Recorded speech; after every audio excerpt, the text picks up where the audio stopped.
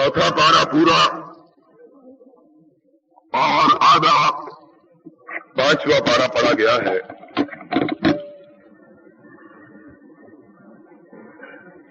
सूरह बकरा के बाद सूरह आले इमरान आज हमने खत्म की और सूरह निसा को शुरू किया। आले इमरान में रब्बे कायनात ने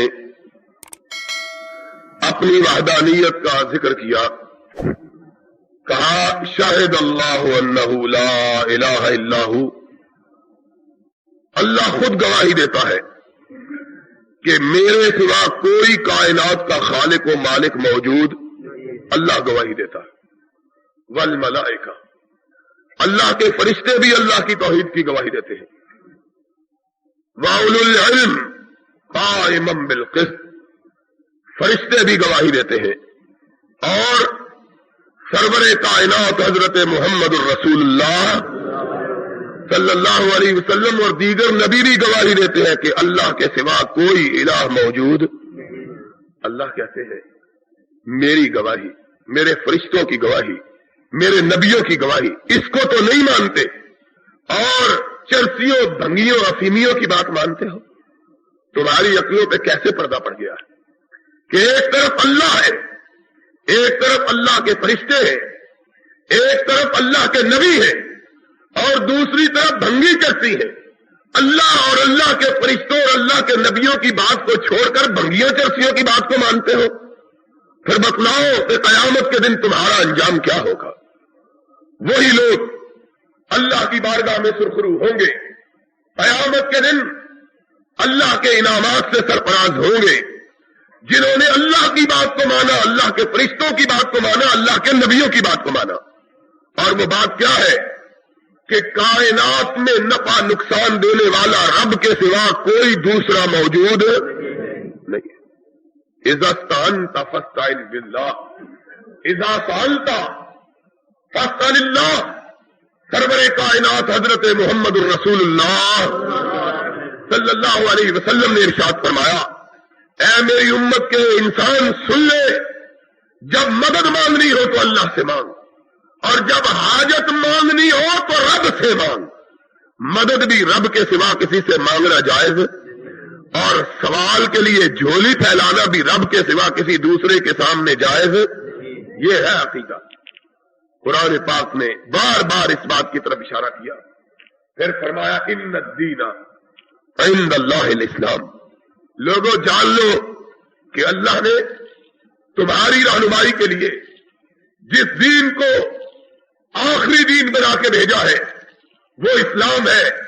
इस्लाम के सिवा कोई दीन इंसानियत की रहनुमाई कर सकता, कोई दीन रहनुमाई नहीं कर सकता। सिर्फ इस्लाम है जिसके अंदर नजात है, सिर्फ इस्लाम है जिसके अंदर कामयाबी है, सिर्फ इस्लाम है जिसके अंदर कामरानी है। और लोगों तवज्जो के साथ मेरी बात को सुन लो, नोट कर लो मेरी बात को। 1400 साल की लंबी तारीख में हमने सारी तारीख को खंगाल के देखा है। सिर्फ वो दौर, कामयाबी के दौर, वो लोग कामयाब लोग, वो हुकूमतें कामयाब हुकूमतें, वो हुक्मरान कामयाब हुक्मरान जिन्होंने इस्लाम की रस्सी को मजबूती के साथ थामा, और जिन अदवार में लोगों ने इस्लाम को छोड़कर किसी और दस्तूर को अपनाने की कोशिश की, अल्लाह की तरफ से आसमान से उन पर अजाब मुसल्लत हो गया। वो मुट्ठी भर अरब जिनकी दुनिया में कोई कदर कीमत न थी, और जो मुहम्मद रसूलुल्लाह सल्लल्लाहु अलैहि वसल्लम की बेइज्जत से पहले जलील, इंतहाई हकीर, दुनिया की पस्तरीन कौम में शुमार होते थे। अल्लाह ने उनको इस्लाम के नूर से आगाह किया, इस्लाम की रोशनी से उनके सीनों को मुनव्वर किया। नतीजा कि मुट्ठी भर अरब सारी कायनात में गालिब हो गए। आज लोगों को ये बात मालूम नहीं है कि अरबों की तादाद कभी भी दुनिया में ज्यादा नहीं रही है। आज ساری دنیا میں جو عرب ہے ان کی تعداد 10-11 کروڑ ہے بس. آج ساری دنیا کے عربوں کی تعداد کتنی ہے؟ 10-11 کروڑ. حضرت محمد الرسول اللہ صلی اللہ علیہ وسلم کے زمانے میں ان کی تعداد لاکھوں سے زیادہ نہیں تھی. لیکن یہ مٹھی بھر لوگ اور خاص طور پر وہ لوگ جنہوں نے اسلام کو قبول کیا، جنہوں نے اسلام کے نور سے اپنے دلوں اور اپنے ذہنوں کو منور کیا، ان کی تعداد ہزاروں سے زیادہ نہیں تھی. اسی لیے کسی لشکر میں ایک مثال بھی ایسی نہیں ہے کہ مسلمانوں نے، عربوں نے اپنی فتوحات کے زمانے میں لاکھ کے قریب لشکر مہیا کیا ہو. کبھی بھی مسلمانوں کے لشکر کی تعداد لاکھ تک کبھی بھی نہیں پہنچی. بہت بڑا لشکر جو حضرت خالد ابن ولید رضی اللہ تعالی عنہ کی قیادت میں رومی فوجوں سے لڑنے کے لیے گیا تھا، اس کے بارے میں مورخین نے لکھا ہے اس کی کل تعداد 14,000 تھی، جس نے سارے روم کو فتح کیا تھا، اور جس نے سارے ملک مصر کو فتح کیا اس فوج کی کل تعداد 4,000 تھی. اور جو لشکر ہندوستان پر حملہ کرنے کے لیے آیا اس کی تعداد 4,500 تھی. اتنے چھوٹے چھوٹے لشکروں کو اللہ نے کائنات کو محمد الرسول اللہ صلی اللہ علیہ وسلم کے خادموں کے ذریعے سرنگو کیا. جس طرف مسلمان گئے فتح و نصرت ان کے قدم چومتی رہی اور کامیابی اور کامرانی سے ہمکنار ہو، کیونکہ اسلام ان کے اندر موجود تھا. اللہ نے اسلام کو ہر جگہ سر بلند رکھا، اور جب مسلمان بہت زیادہ ہو گئے، عرب بھی، فارسی بھی، ایران کے لوگ بھی، روم کے لوگ بھی، ترکی کے لوگ بھی، اور پھر مسلمان رہ گئے، اسلام نہ رہا. مسلمان رہ گئے، اسلام. آج ہمارے زمانے کی طرح آج ہمارا زمانہ بھی تو ایسا ہی ہے کہ ساری بستیاں مسلمانوں سے بھری ہوئی ہے. ساری بستیاں، کراچی سے لے کر خیبر تک کوئی ایک شہر ایسا نہیں جو مسلمانوں سے نہ بھرا ہوا. لاہور 50 لاکھ کے مسلمانوں کا شہر ہے، 50 لاکھ مسلمان یہاں رہتے ہیں، لیکن مسلمان بہت ہے. اسلام، اگر اسلام ہو تو یہ مسجدیں ناکافی ہو جائے نمازیوں سے، ساری لاہور کی مسجدیں بھر جائیں. آج ہم دیکھتے ہیں یہ تو اللہ کا فضل و کرم ہے اور آپ حضرات کی محبت ہے کہ آپ دور دراز سے آتے ہیں، مسجد بھر جاتی ہے. وگرنہ بڑی بڑی مسجدیں 10-15 نمازی، مسجد مرثیہ خواہ ہے کہ نمازی نہ رہے. کہاں گئے ہیں مسلمان؟ اسلام اگر ہو تو پھر مسلمان کبھی بھی اللہ کی آواز کو سن کر گھر میں بیٹھنا گوارا کر سکتا؟ قرآن کہتا ہے، قرآن بتلاتا ہے تتجافا جنوبہم عن المضاجع یدعون ربہم خوفا وطمعا. مومن وہ ہوتے ہیں راتوں کو سوئے ہوئے ہوتے ہیں، اللہ کے ڈر سے نرم اور گرم بستر چھوڑ کے رب کی بارگاہ میں کھڑے ہو جاتے ہیں. کیوں؟ یدعون ربہم تضرعا، ڈرتے ہیں. اللہ آج سردیوں کے موسم میں گرم بستروں پہ سوئے، گرمیوں کے موسم میں آرام دہ بستروں پہ سوئے. اللہ تیری نافرمانی اگر ہو گئی، تیری بارگاہ میں عبادت نہ کی تو جہنم کی گرمی سے کون بچائے گا؟ قرآن کہتا ہے ان فی خلق السماوات والارض واختلاف اللیل والنہار لآیات لأولی الالباب. مومنوں کی تعریف اللہ نے کی. آج کی منزل جو بڑی ہے اس سے کاش کون ہے مومن؟ الذین یذکرون اللہ قیاما وقعودا وعلی جنوبہم. مومن وہ ہے بیٹھے ہوئے ہوتے ہیں تب بھی رب کا ذکر کرتے ہیں، کھڑے ہوتے ہیں تب بھی رب کا، اور لیٹے ہوئے ہوتے ہیں تب بھی رب کا، سوتے ہوئے بھی رب کا نام، جاگتے ہوئے بھی رب کا نام، اٹھتے ہوئے بھی رب کا نام، بیٹھتے ہوئے بھی، اوپر سے نیچے اترتے ہوئے بھی رب کا نام، نیچے سے اوپر کو چڑھتے ہوئے بھی. پتا ہے طریقے کا؟ امام کائنات فخر موجودات رحمت للعالمین صلی اللہ، سب کو اونچی آواز سے صلی اللہ. اس سے نیند بھی دور ہو جاتی ہے، شیطان قریب نہیں آتا صلی اللہ علیہ وسلم. آپ نے فرمایا مومن جب اونچی جگہ کی طرف چڑھتا ہے تو کہتا ہے اللہ اکبر، سیڑھیاں چڑھتا ہے تو کیا کہتا ہے، اور جب اوپر سے نیچے کی طرف اترتا ہے تو کیا کہتا ہے سبحان اللہ سبحان اللہ سبحان اللہ. یہ ہے مومن. یذکرون اللہ قیاما وقعودا، بیٹھتے ہوئے بھی اللہ کا نام، اٹھتے ہوئے بھی، اور جب لیٹتا ہے سونے کے لیے تب بھی پڑھ کے سوتا ہے کیا، اللہم بسمک اموت واحیا. یاد کر لو اللہم، اور پڑھو سارے اللہم بسمک اموت واحیا. کتنا آسان ہے. اللہم بسمک اموت واحیا. اللہ تیرے نام سے سوتا ہوں، تیرے نام سے جاگوں گا. سلانے والا بھی تو، جگانے والا بھی. اگر اللہ نہ چاہے جگانا تو سوئے ہوئے کو کوئی اٹھا سکتا؟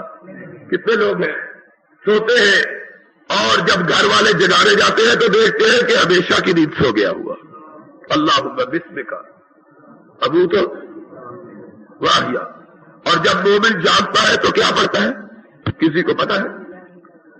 الحمدللہ الذی، الحمدللہ الذی احیانا بعد ما اماتنا والیہ النشور. وہی اللہ ہے پاک جس نے ہمیں مرنے کے بعد زندگی عطا کی. موت بھی سونے کا نام اور سونا بھی موت کا نام، یہ بھی چھوٹی موت ہے. اللہ پاک ہے جس نے ہمیں موت کے بعد زندگی عطا کی. اللہ اکبر. کتنی اعلیٰ دعا نبی یہ پاک حضرت محمد الرسول اللہ صلی اللہ علیہ وسلم. اللہ تیرے نام سے سوئے، تیرے نام سے اٹھے. یہ مومن. وإلیہ النشور، قیامت کے دن بھی اسی کے نام کے ساتھ اٹھنا ہے. یہ چھوٹی چھوٹی دعائیں یاد کر لیا کرو.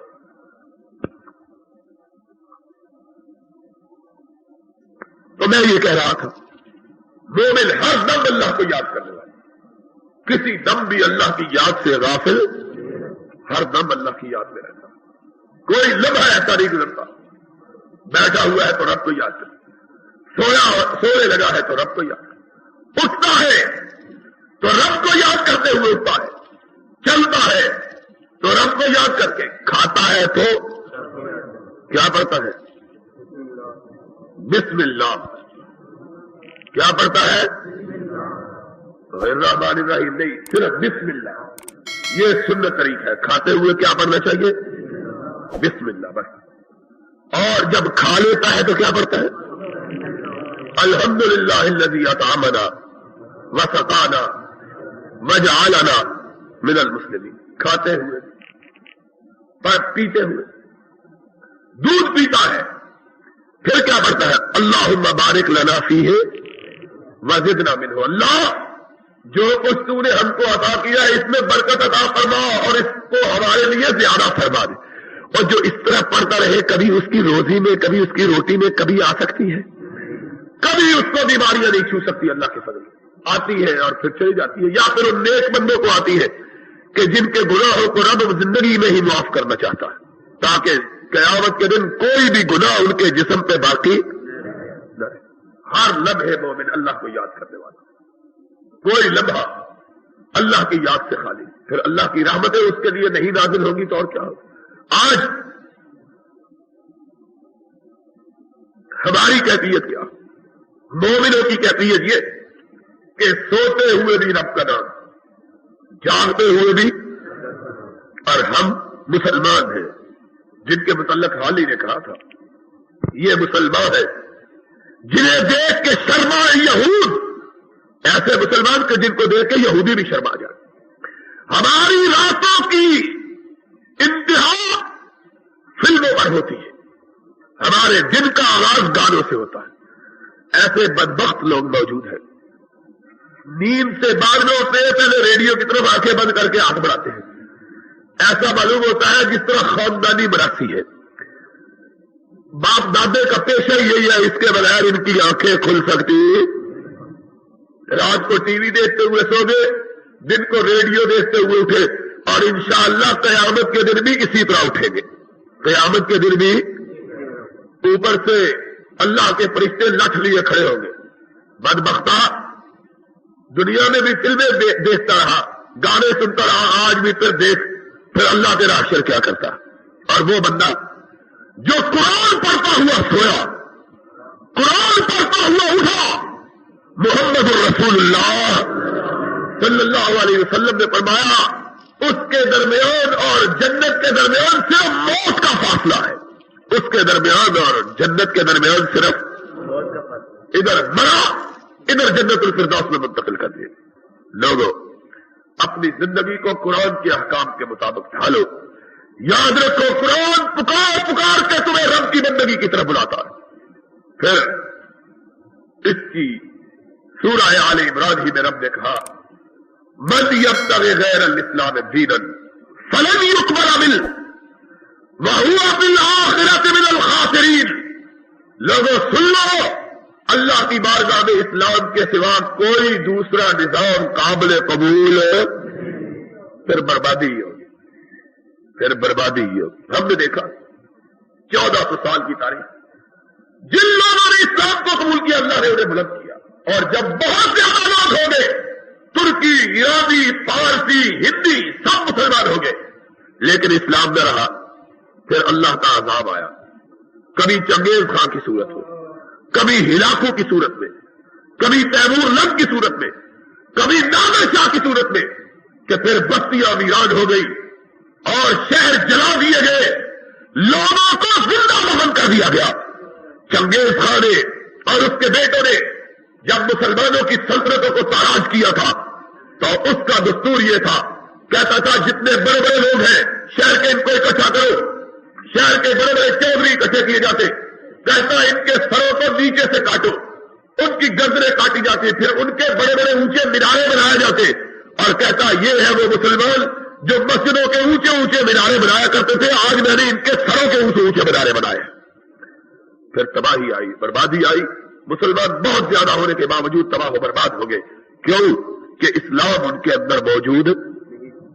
آج بھی لوگوں ایسا ہی نظر آتا ہے کہ مسلمان بہت زیادہ لیکن اسلام موجود. نتیجہ یہ ہے کہ دنیا کا کوئی علاقہ ایسا نہیں جہاں مسلمانوں کے خون سے ہولی نہیں کھیلی جا رہی. یہ پڑوس میں افغانستان.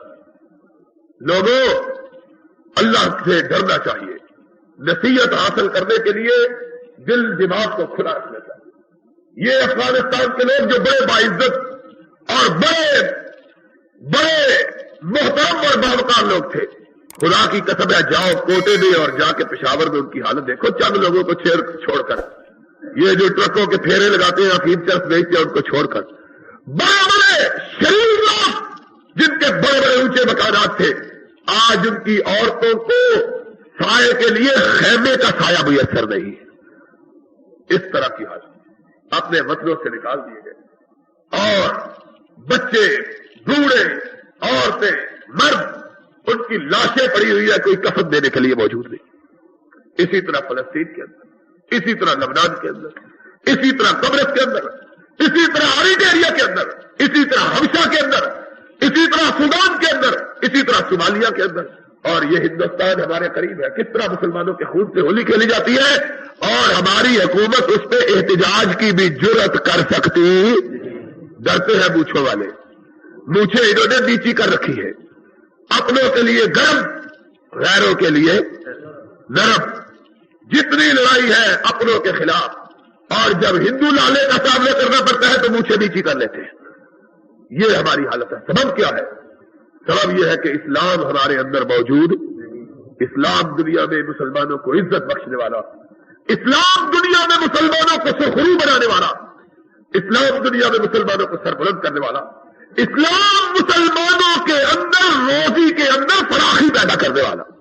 آج مہنگائی کمر توڑ, اور آج بجٹ آیا ہے دھوکے کا بجٹ, فریب کا بجٹ, بے ایمانی پر مبنی. پہلے بڑی اچھی باتیں کہی, بعد میں کہا کوئی زیادہ نہیں, بجلی کی قیمت 10% بڑھا دی ہے, پٹرول جو ہے وہ 40 روپے گیلن کر دیا ہے, اور کوئی فرق نہیں پڑا. ساری معیشت کی بنیاد بجلی اور تیل پر ہے. دونوں چیزوں کے اندر جب اضافہ ہو گیا 10%، پھر کون سی چیز ہے جس کے اندر گرانی نہیں آئے گی؟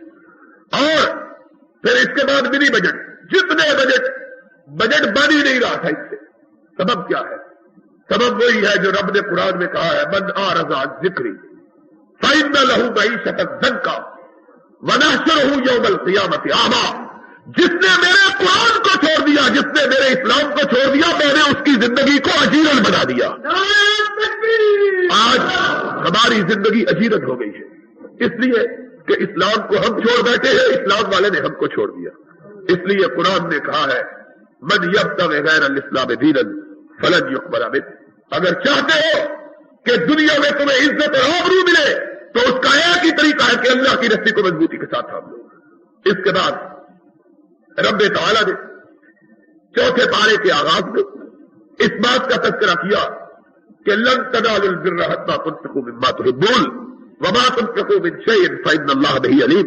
لوگوں جان لو، ساری دنیا کی قوم اس وقت تک ترقی نہیں کر سکتی جب تک کہ رب کی بارگاہ میں اس کے اندر قربانی دینے کا جذبہ موجود، خرچ کرنے کا، مال کی قربانی، جان کی قربانی، اولاد کی قربانی.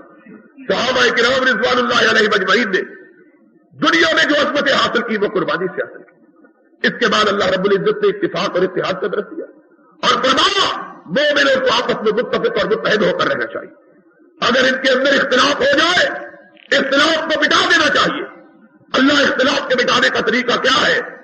فرمایا اختلاف کے مٹانے کا طریقہ یہ ہے، فَإِن تَنَازَعْتُمْ فِي شَيْءٍ فَرُدُّوهُ إِلَى اللَّهِ وَالرَّسُولِ. اختلاف کے مٹانے کا طریقہ یہ ہے، جس مسئلے میں اختلاف پیدا ہو جائے اللہ رسول کی طرف آؤ. یہ نہ کہو ہمارا مولوی یہ کہتا ہے، یہ نہ کہو ہمارا خطیب یہ کہتا ہے، یہ نہ کہو ہمارا واعظ یہ کہتا ہے، یہ نہ کہو ہمارا بڑا یہ کہتا ہے. یہ بتلاؤ کہ قرآن کیا کہتا ہے، محمد کا فرمان کیا کہتا ہے صلی اللہ علیہ وسلم. اگر تم اللہ رسول کی طرف لوٹو گے تو اختلاف باقی، اور بولو سو گے ہو، اختلاف باقی نہیں رہے. اختلاف کے حل کرنے کا ایک ہی طریقہ. اس کے بعد ایک بڑی اہم بات کا تذکرہ رب نے کیا اور وہ کیا ہے؟ فرمایا کہ جنگ حنین میں یہ خبر پھیل گئی کہ نبی پاک صلی اللہ علیہ وسلم فوت ہو گئے. صحابہ پلٹ گئے، ان کے قدموں میں لرزش آ گئی. اللہ نے کہا کہ کیا اگر نبی فوت ہو جائے گا تم دنیا میں اسلام کو چھوڑ بیٹھے ہو؟ اب ذرا سمجھنے کی بات ہے. قرآن کے الفاظ ہیں، ما محمد الا رسول قد خلت من قبلہ الرسل. محمد اللہ کے رسول ہیں، ان پر بھی موت اسی طرح آئے گی جس طرح پہلے نبیوں اور رسولوں پہ آئی. پہلے نبی بھی فوت ہوئے، محمد کریم صلی اللہ علیہ وسلم سرور انبیاء، رسول ثقلین، سید کونین، امام ولد آدم، اپنی ساری عظمتوں کے باوجود ایک دن آئے گا کہ اس کائنات میں باقی کل من علیہا فان ویبقی وجہ ربک ذو الجلال والاکرام. ہر بندے نے کائنات میں، ہر مخلوق میں فوت ہونا ہے. اگر موت کسی پر نہیں آئے گی تو رب کی ذات پر نہیں آئے گی. اور کوئی بندہ بھی کائنات میں زندہ رہنے والا موجود. کیا مسئلے بنا رکھے؟ مسئلے لڑائی کے لیے، جھگڑے کے لیے.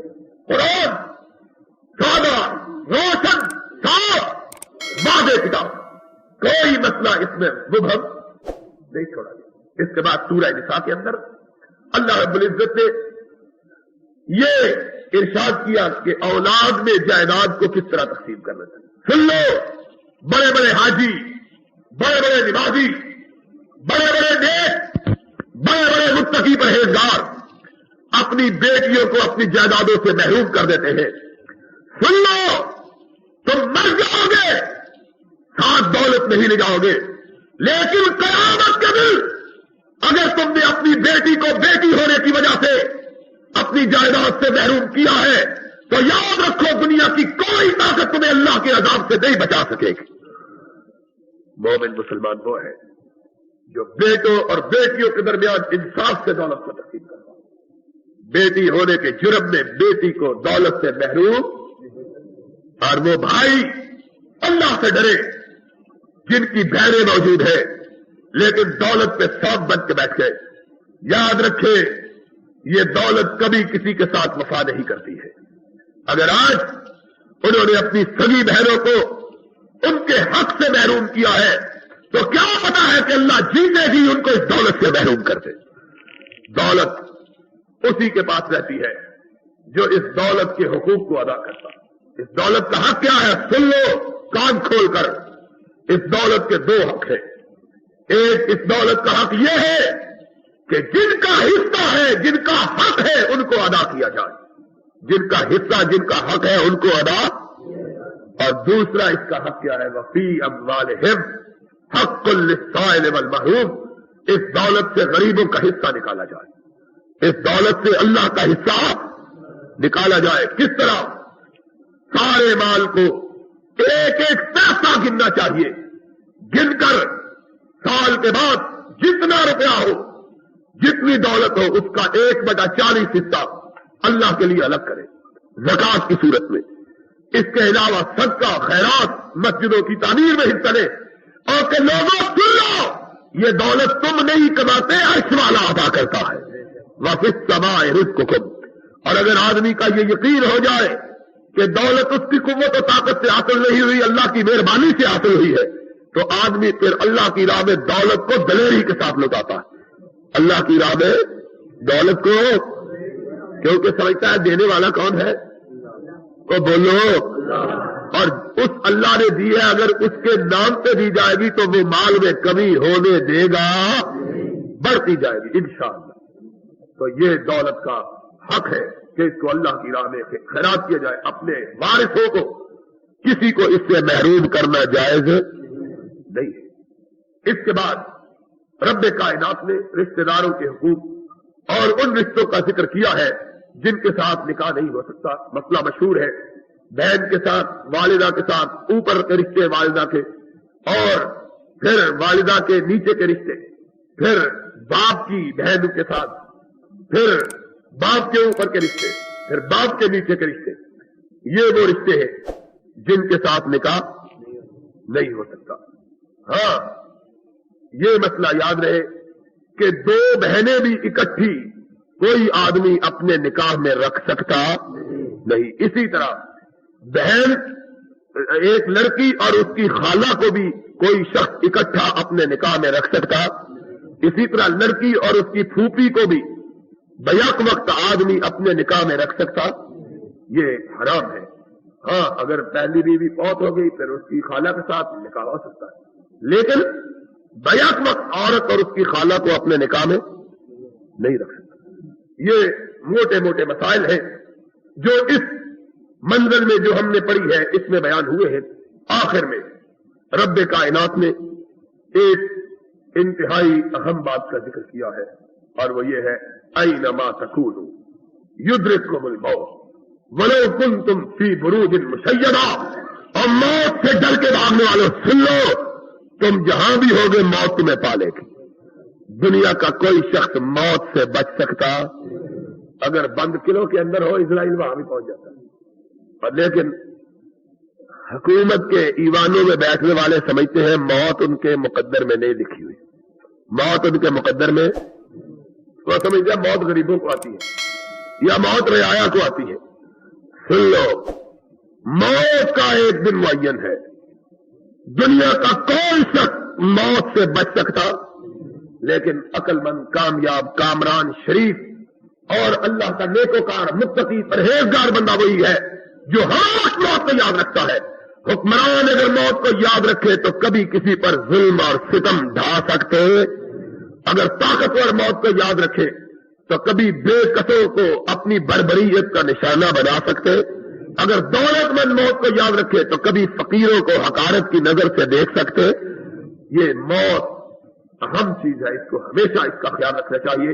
امام کائنات نے کہا اکثر ذکر حاضم اللذات فإنها تذکر الآخرہ. موت کو ویسے بھی کثرت سے یاد کیا کرو اس لیے کہ جس کو موت یاد رہتی ہے وہ کبھی رب کا باغی نہیں بن سکتا. اس کو ہمیشہ اللہ کی ملاقات کا احساس رہتا ہے. اللہ سے دعا ہے اللہ ہمیں اپنی بندگی میں زندہ رکھے اور ہمارا سب کا خاتمہ ایمان پر فرمائے۔ وآخر دعوانا الحمدللہ رب العالمین۔